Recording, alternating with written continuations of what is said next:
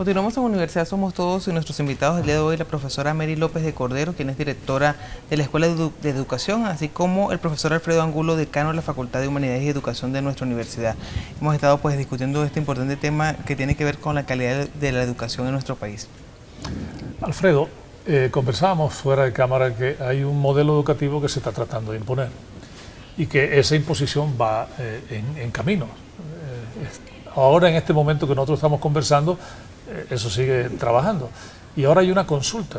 Entonces, ¿cómo hacer una consulta sobre algo que ya está en funcionamiento? Yo sumo otra paradoja. ¿Eso tiene algún sentido? ¿Tendrá validez del resultado? ¿Cuál es tu opinión sobre la consulta? Sí, tu pregunta encierra una paradoja. Yo sumo otra.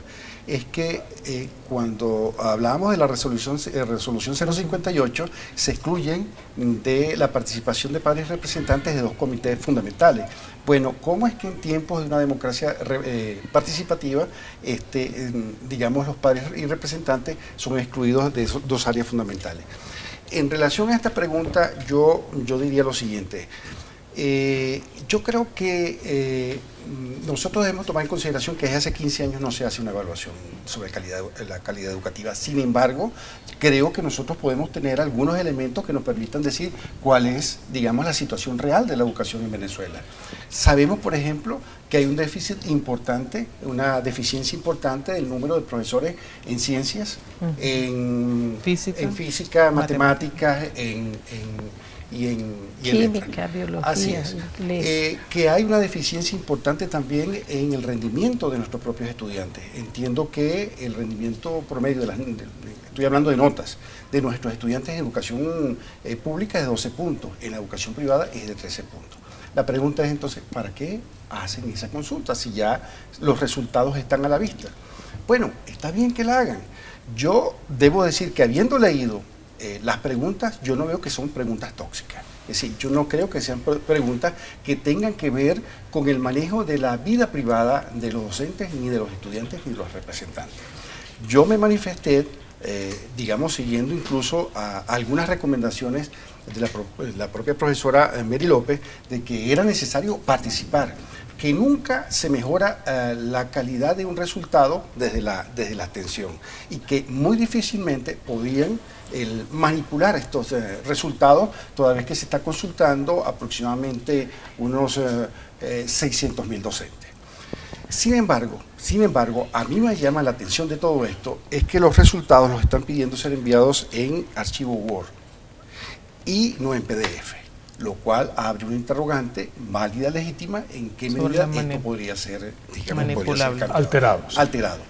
Y dos, de los resultados de algunas evaluaciones hechas acá en Mérida, ya sé que, por ejemplo, los niños piden que no hayan tantos suplentes, que los profesores de planta asistan a sus clases e incluso piden que haya mayor exigencia y mayor calidad en las clases que se están impartiendo. O sea que fundamentalmente nuestro decano piensa que independientemente que se haga la consulta, una consulta que trate genuinamente de ver si lo estamos haciendo bien y cuáles son las áreas de mejora es buena. ¿Por qué vamos a negarnos a eso? Sin duda. ¿Cierto, Mary? Sí, estoy absolutamente ¿Cómo de acuerdo valoras tú el texto de la consulta? ¿Piensas que está bien configurada, que va a permitir descubrir aquellas áreas de mejora? ¿Piensas que los resultados van a ser aplicables, que podemos darle un empujón a la educación en el país? La situación es que son distintos formatos. Unos aplicables a los niños de primero a tercer grado, otros de cuarto a sexto grado y así sucesivamente, y otros distintos a los docentes y a los padres y representantes. No conozco la que se va a aplicar en lo que ellos llaman la consulta masiva. Hay una consulta masiva que, según nos explicaba el profesor Ángel Contreras, que es el jefe sistematizador de la consulta por el municipio Rivas Dávila, el viernes pasado nos indicaba que ellos van a hacer una consulta masiva, es decir, donde haya bastante gente reunida, ellos van a llegar a hacer la consulta, y también nos indicó que van a ser consultados los privados de libertad, los privados de libertad. Sí, hay una polémica interesante. Sí, no sé cuáles son los criterios que se van a aplicar para ese tipo de consulta masiva, en tanto que la consulta debe hacerse a los involucrados directos. Bueno, pero allí volvemos a vincularnos con la cantidad de comités que se pretenden ahora conformar en la escuela, de personas que estén o no estén vinculadas con la educación. Entonces, ahora, esa consulta masiva, Mary, suena un poco extraña, porque si yo paso por la Plaza Bolívar y hay 50 personas en un acto, yo agarro mi encuesta y voy y la aplico. Sí, así. Ahí puede haber docentes mezclados con padres y representantes, puede haber algún niño, sí. Y esa misma gente puede estar la semana siguiente y otra vez y voy y los encuesto de nuevo. No hay como un poquito en esa parte de la encuesta, de la consulta, como de improvisación. Sí, de improvisación y de falta de organización para pensar verdaderamente a quién debe ir dirigida la consulta. Y ese es uno de los elementos que mantiene en reserva a buena parte de la sociedad venezolana. Además de esa pregunta, ¿cómo sistematizar aproximadamente las respuestas de 4 millones de familias que tienen niños en el subsistema de educación básica, sin pensar en 7 millones de niños y adolescentes por lo menos, y aproximadamente 500.000 o más educadores, si se toma en consideración el sector universitario como se ofrece en el folleto divulgativo de la consulta. Además, entonces, las preguntas también son abiertas, es muchísimo más difícil llevarla a cabo también. Va a ser toda una tarea de relatoría después, organizar un poco los resultados. Ideas. Pero quedémonos con la parte positiva y con el llamado a la gente que participe. Aquel, como bien dice Alfredo, desde la abstención yo no voy a mejorar el instrumento. O sea, si yo no estoy de acuerdo con lo que está ahí, pues yo lo digo y expreso mi opinión. Exactamente. ¿No? ¿Cuándo termina esta consulta? Es que lo que pasa es que han cambiado los plazos. Se pretendía que para antes de junio ya estuviese terminada, que para septiembre estuviesen algunos resultados y que los objetivos que eran obtener datos e insumos para la nueva formulación curricular, para el mejoramiento de la gestión educativa en las instituciones escolares, de la gestión administrativa. No se va a poder hacer ya este año, habrá que dejarlo. Ya el mismo ministro dijo que iba a ser muy difícil que para septiembre tuviéramos unos resultados y sí es cierto. Ha habido grandes críticas, inclusive con ejemplos gráficos, de qué hay dentro de los textos escolares, esta colección Bicentenario. ¿Qué nos puedes decir? Sé que has sido un estudioso de eso, Alfredo. ¿Qué puedes decirnos? Los libros con los cuales se educan nuestros hijos, ¿son libros de calidad? ¿Son libros bien escritos? ¿Son bien configurados? O sea, ¿hay una relación entre el perfil que se quiere egresar de nuestros jóvenes y los libros y las herramientas que se utilizan? ¿O cada cosa anda por un lado diferente?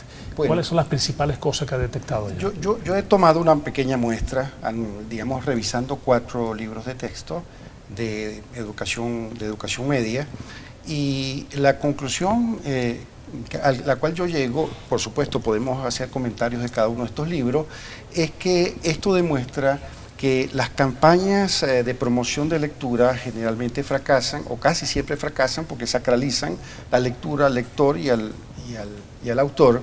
En segundo lugar, esas campañas de edición de grandes tiradas ejemplares no garantizan la construcción de un lector ni el mejoramiento de la calidad de la lectura. Muy específicamente, yo diría, por ejemplo, en cuanto al libro Historia Republicana, el libro de nuestra historia republicana, así se llama, termina con una canción, con la letra de una canción de la agrupación musical Calle 13. Me llama la atención porque esta es una agrupación musical preferida de las bandas armadas, de las pandillas violentas y de las maras de Centroamérica. Por ejemplo, en la sección hacia la autonomía, la soberanía cultural, ponen en duda que Venezuela pertenece a la civilización occidental. Esto no es casual, ni es solamente teórico. Esto tiene implicaciones de orden político y de orden incluso geopolítico también. Por ejemplo, en relación a la democracia. La democracia es caracterizada como sinónimo de corrupción, los mismos intereses de clase, represión, que fueron obligados a tomar el camino de la lucha armada, y que lo característico de la democracia representativa fue la figura del desaparecido, haciéndolo equivaler a lo que aconteció en las juntas militares de gobierno en Argentina y en Chile. Una cosa totalmente extravagante, digamos, la comparación. Y además es una ¿cómo se dice? Una reducción esquemática de los contenidos de nuestra historia. En relación al libro Historia de la Humanidad, ese libro es realmente preocupante. Las referencias están mal citadas, no son las mejores, son dramáticamente desactualizadas, son libros de los años 60, 70 e incluso de los años 50 de plena Guerra Fría.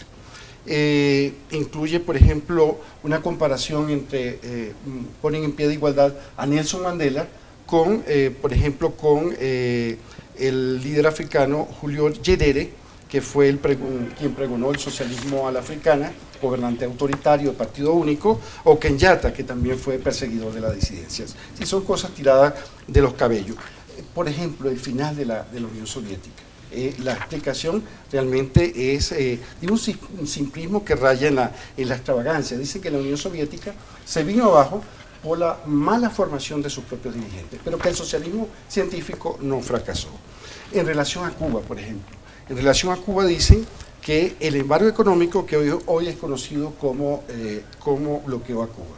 Una cosa fue el embargo, una medida puntual del gobierno norteamericano, pero bloqueo económico no hay. Ahí hay participación en Cuba de capitales españoles, canadienses, alemanes, ¿no?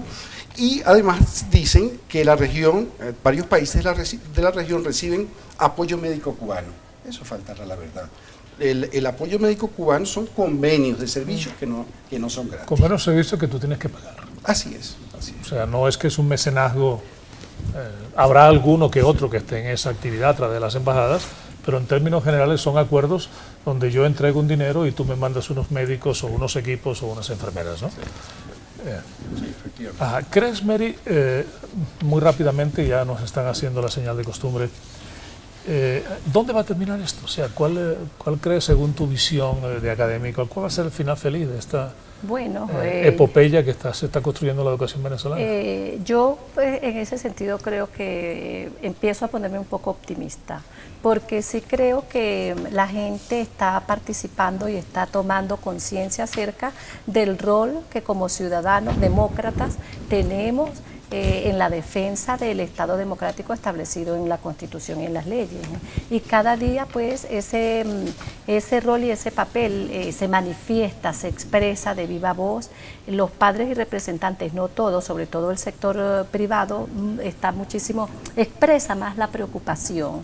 Sin embargo, en descargo también de los medios con los que contamos, también tenemos que decir que son pocos los medios a los que podemos acudir para difundir todas las acciones que se están realizando en ese sentido, de manera tal que también es muy difícil para un pueblo acostumbrado a vivir en democracia, que es muy difícil que este gobierno imponga un modelo hegemónico, porque incluso ya lo hemos señalado acá, incluso el mismo chavismo en el 2007 le dijo al presidente Chávez que era su líder, que era su guía, que era el hombre de culto y lo sigue siendo para algunos.